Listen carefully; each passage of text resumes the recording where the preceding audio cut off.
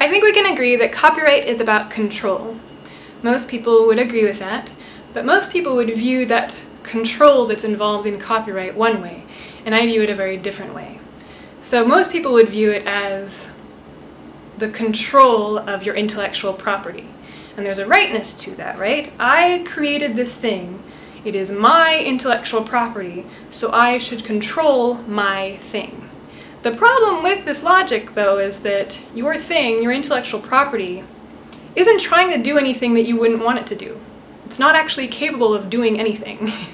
It is intellectual property, it is creativity, it is an image, it is a song, it is whatever. It's not going to go out and do something bad or against the law.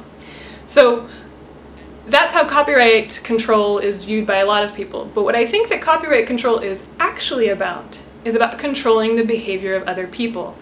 I want to control what you do with my thing. And that's a little bit different. Trying to control other people has a different feel to it than trying to control your thing. And so thinking about copyright control in this way makes it somehow less appealing, and all of a sudden makes it seem less possible too. Because as we all know, it's so much easier to control your own behavior than to control the behaviors of others. And so that is what I would recommend. Instead of trying to control what everyone else is going to do with your intellectual property, maybe try to control how you react to what these other people are doing. You know, instead of getting really upset and feeling violated, maybe experiment with learning from how these other people have copied you or used your work. Maybe experiment with, you know, starting conversations about imitation. Maybe think of it in those terms instead. You know, instead of getting really upset with someone for having plagiarized you, so you think, and writing about them on your blog and naming them and saying mean things about them, maybe write about them on your blog but say nice things. Try to find nice things to say.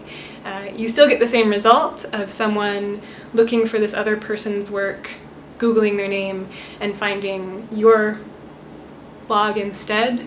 But you get the added benefit of, instead of they find your blog and you're saying very mean things, you're saying really interesting and fun and open things. You know, instead of yelling at someone for taking pictures of your art at a gallery, maybe ask them, what is it about my work that makes you want to photograph it?